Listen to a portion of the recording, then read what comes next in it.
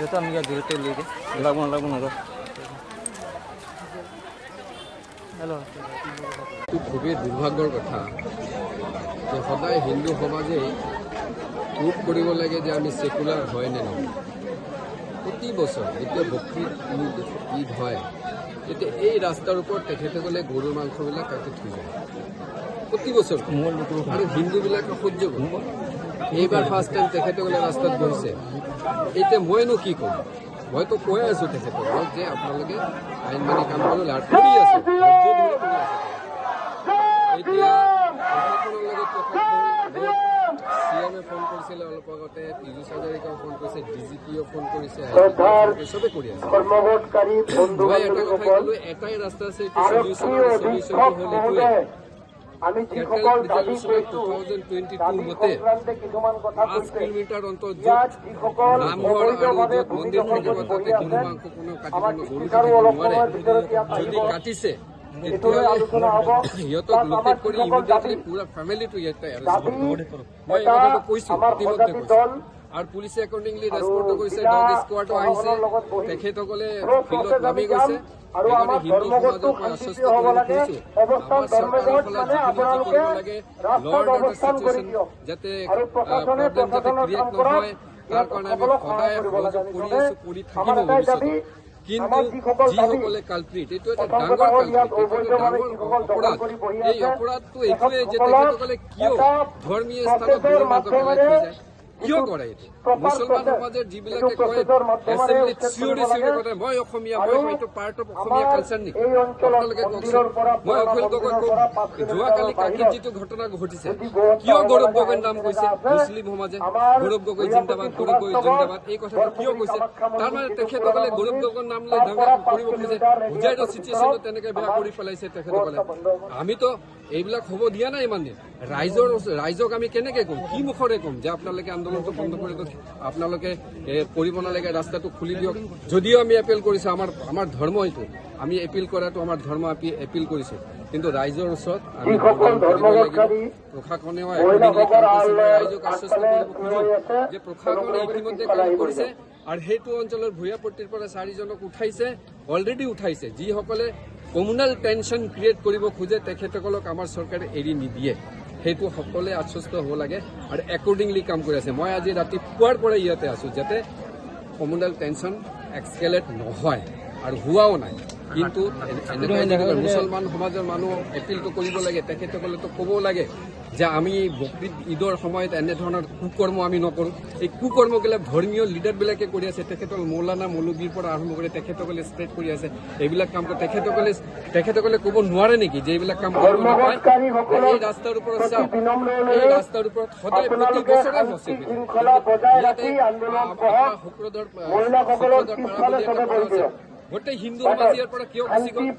সিহঁতে জবাব নিদিব লাগিব, জবাবটো সিহঁতে দিব লাগিব, আমি কিয় দিব লাগে?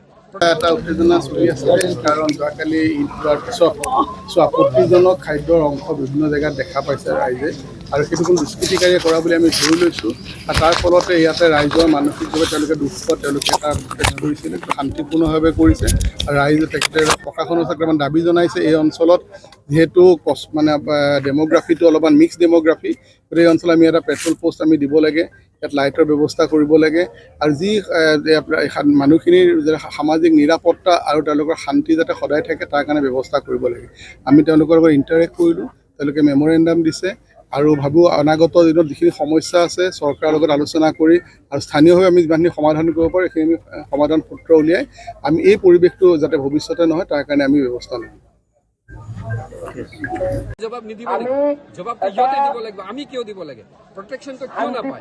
যদি ঘৰৰ ওপৰত যদি সদায় আক্ৰমণ হয়, সদায় বস্তি আছে তাতে ঘৰ হৈ আছে, এইটো চবৰ চকুত পৰে, চবৰ চকুত পৰে, কৰিব লাগে। তেখেতসকলে একোৱেই নকয়। আজি কংগ্ৰেছী দলৰ মানুহবিলাকে একো নকয়, কোনেও নকয়, চবেই মুখ বন্ধ কৰি থাকে।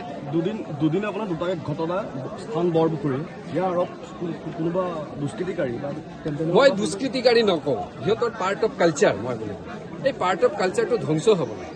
কিহৰ দুষ্কৃতিকাৰী, কোন দুষ্কৃতিকাৰী, সিহঁতে কিয় প্ৰমোট কৰে? গোটেই প্ৰতি বছৰ এই কামটো হয়, এইটো সিহঁতৰ সমাজৰ পৰাই হয়। এই সমাজৰ মানুহবিলাকে অলপ ৰেষ্ট্ৰিক্ট কৰিব লাগে নিজে।